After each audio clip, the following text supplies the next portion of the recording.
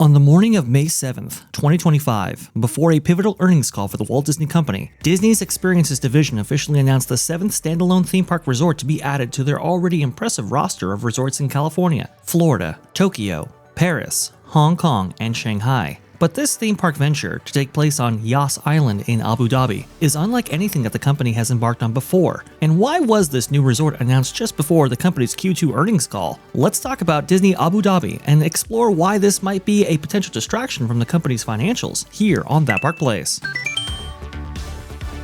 Disney will take this as a win, and on paper, they need to take it as a win. This from Sarah Whitten from CNBC. She's got some detail that other people are not talking about. But before we start on that, please, it's not quite showing him up here. Oh, here we go.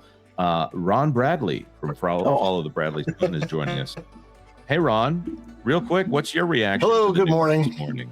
I was looking on X to see a lot of the other people's reaction, and they have gotten ratioed so bad on this announcement. And I'm with those people. This is, again, it's a slap in the face to Disney fans in the United States. And maybe it's all about the money. Fine, I get that. But again, where's the money being put into their domestic parks? Like they've said, they've maintenance in the domestic parks is not great.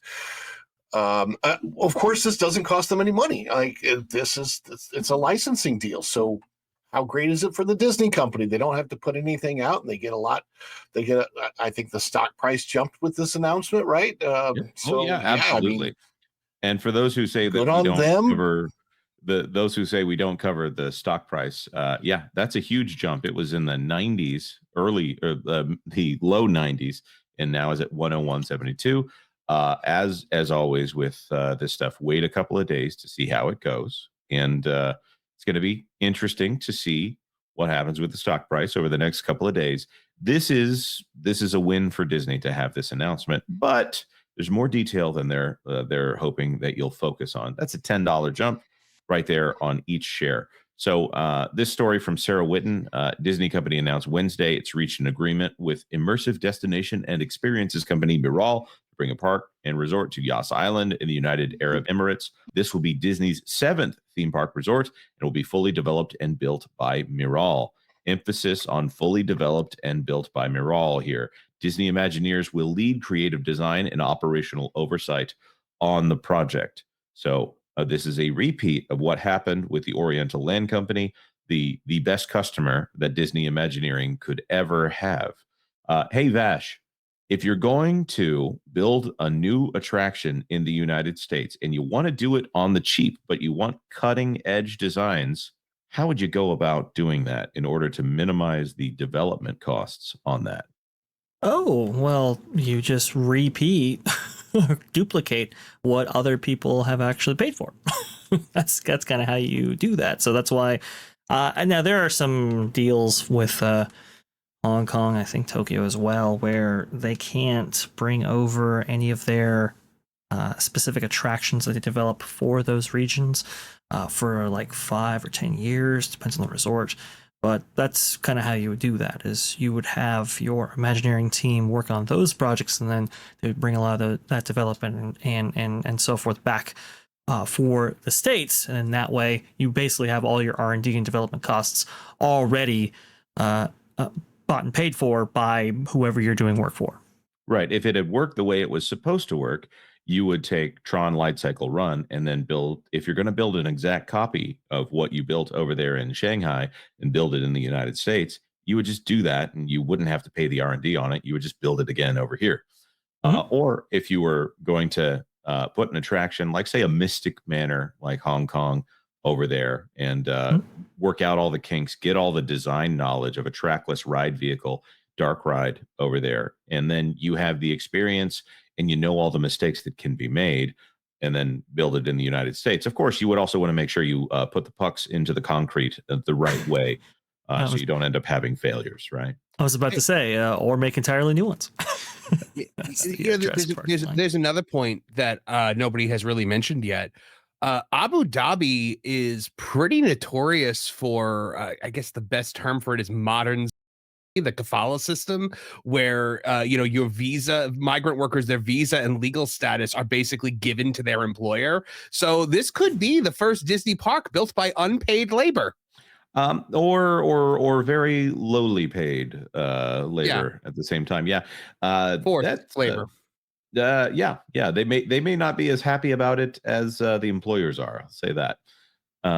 We had a World Cup that was built by it, so I'm not trying to minimize it. I'm just saying, yeah, that's probably a consideration as well. Another reason why Disney themselves would not want to be the developer on this one. So the entertainment giant will not be investing capital in the project, but will reap the benefits of royalties. So Bob Iger was very clear to say, and here it is, the development in Abu Dhabi is not part of the $60 billion that Disney has pledged to invest in its theme parks over the next decade. He also added clarity on the call here. They've slowly let it drip out that $30 billion of that $60 billion, they're saying that is very specifically for the United States Disney parks business. Now, they had originally talked about international growth on that. It's not a 30-30 split, like 30 will be going to the United States, 30 will be going international. It was a 30-30, as in 30 will be going to tech and maintenance, which is an interesting thing to say about turbocharging, meaning, okay, that's a massive expenditure. Well, it's not really that massive. We can get into that in a second. On maintenance and what sounds like updating the infrastructure in the parks, that they're trying to hide the fact that it is, by the way, everything's broken, we need to fix it. And then the other 30 billion would be towards capacity. Over 10 years, over 12 theme parks. Well, actually 10 theme parks if you eliminate out the Japan parks. So it came out to, I think, less than 600 million per park per year. If they're saying just in the United States, that's a very different calculus on the capital expenditure than spread out across all the parks. Bob Iger recently revealed that actually how much would be coming to the States specifically. I think it was in the realm of about $30 billion. And obviously we had to take a large chunk of that to maintenance. I believe they've talked about how $17 billion might be coming to Walt Disney World over the next 10 years. We know that Disneyland Forward has anywhere between $1.9 to $2.5 billion to be attributed directly to those investments. And then that's separate from Disney California Adventure and Disneyland. There's some outstanding costs. We're not quite sure how this will all be divided. But, if you are looking to make those theme park investments, well, you need an infusion of capital of some degree if your existing theme park enterprise might be hit, let's say, by the opening of Epic Universe, for example. So how do you offset that? And maybe the cost attributed to Hulu and so forth? Well, you do something like this. Totally agree.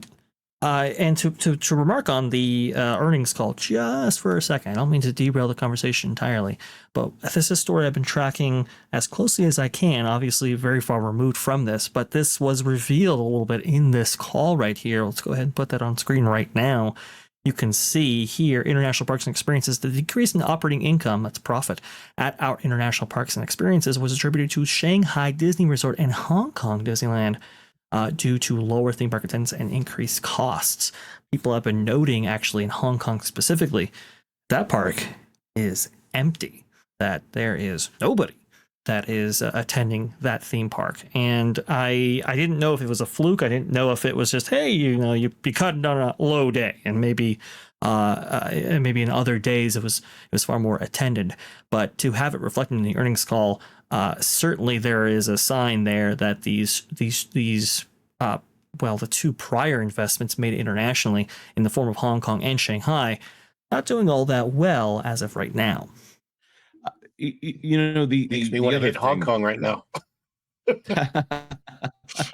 Well, Hong Kong has always had issues, and to bring up another tragic issue, but in a vague sense here, the second gate for Hong Kong that they were thinking about is no longer available to the Disney company at this point. It was one of the first videos ever covered on the WDW Pro channel.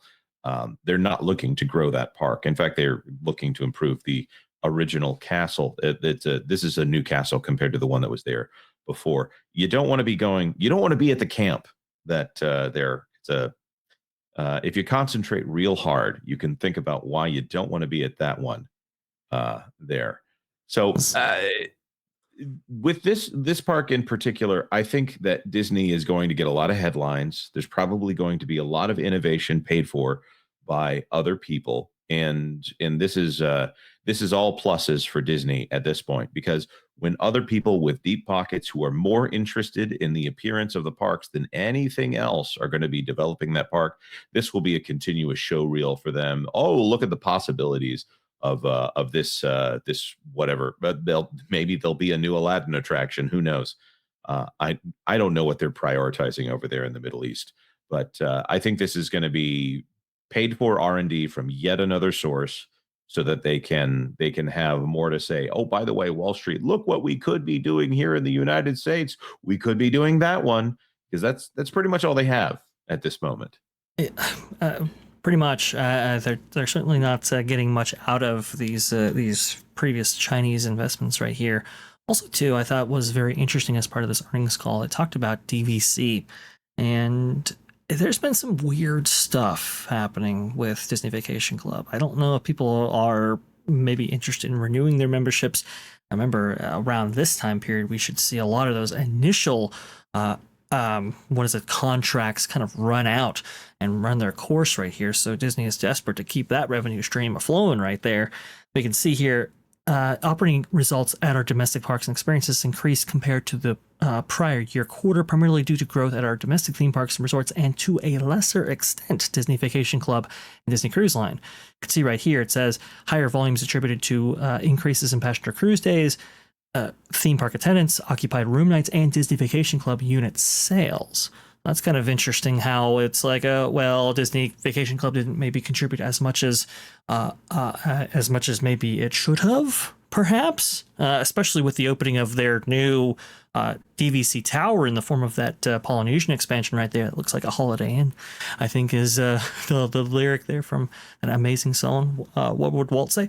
But I do wonder how much revenue they'll be able to generate in the long term from DVC, because as the theme park experience suffers, well, there's going to be less people that are enthusiastic about buying into vacations for the next 25 years that you would embark on if you were to go on DVC. Now, they are building a new resort. They're always building a new DVC resort, because every single time they open one, that's a new swath of sales right there. But I just wonder about the long-term viability and health of that industry. My understanding too, Vash, having worked for DVC, I don't know if this has changed, but when I worked for DVC, I was told that all of the DVC resorts are actually prepaid for. Like, all of the funding to build a DVC resort is all in place before they ever build it. So that it's just an interesting concept. They make a lot of money on Disney Vacation Club, and I think a lot of those sales come from cruise line passengers. Those cruise line passengers are the ones that they are really targeting, and they have a lot of sales on the cruises of Disney Vacation Club shares. So yeah, it's a points dump for sure, at least for the cruise line. I've always heard that it's the worst points dump you can possibly make, because if you do the math. It is. It's not the place to use your points, but those same type of guests who are going on cruises are also the type of guests that will purchase. I see. Okay.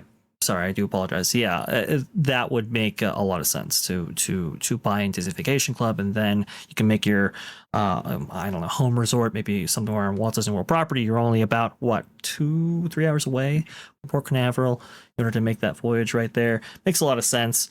It's actually just 1 hour. Oh, is it 1 hour? Okay, I do apologize. Yeah, Port Canaveral. I can drive there from my house in less than an hour. Mm-hmm. So yeah. Well, there you go.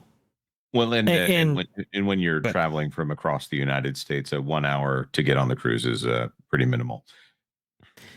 And we know we have seen Oriental Land Company actually get into the cruise game, and that's going to be part of their 10-year plan that they actually just presented to shareholders. I believe we actually covered that pretty extensively on 230 Live actually yesterday. If you want to go ahead and see the replay of that after this stream is concluded, I would definitely recommend that, because cruise line is not only part of the Walt Disney Company strategy going forward, but also too Oriental Land Companies as well. And that's the thing too, Jonas. You see, we always do this, they're spending $60 billion on the parks division, and it's like, well, yes, and if you want to go ahead and divide it by park, you can, but you have to include their ridiculous fleet of cruise liners along with that, and their hotels, and I think there's 25 plus hotels at Walt Disney World property alone right there. That's, I think, something around 40,000 rooms. So a lot plays into that, not just theme parks. Unfortunate for people looking for expansions. Thanks for watching That Park Plays News. For more information, consider checking out www.thatparkplace.com. And don't forget to subscribe, share, like, and send this out on your favorite social media account.